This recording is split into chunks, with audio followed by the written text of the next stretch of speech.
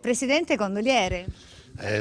Ma intanto questi sono tutti sodi e avrebbe perfetta forma fisica. Così ha voluto mostrarsi stamane al Barbi il governatore Luca Zaia, indossando la classica maglietta a righe bianche e nere del gondoliere, spegnendo di fatto ogni polemica nata attorno al gondoliere generoso Lino Garbisi, premiandolo per aver regalato un giro gratis in laguna nei giorni scorsi ad una quindicenne disabile trevigiana e alla sua mamma, in premio il gonfalone veneto. È l'unica bandiera, pensate, della storia e nelle bandiere del mondo che era scritta pace al suo interno, Pax.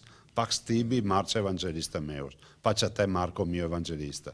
1100 anni di storia che non vanno ripudiati, vanno valorizzati, che è storia di solidarietà, di compassione, di grandi partite, di cosmopolitismo, anche se volete, no? Pensate a Venezia cosa è stata a livello internazionale. È un gesto, ripeto, quasi quotidiano, però in questo momento qui ha fatto anche una buona risonanza, diciamo, forse perché la gente si è un po' inaridita. Da Venezia è già partito anche un pacchetto speciale verso San Vendemmiano, direttamente a casa della famiglia Durigan. Questo è un regalo, immagino, per Chiara e la mamma Katia, è una bella maglietta e poi offerta dall'Associazione dei Gondolieri vale ancora molto di più.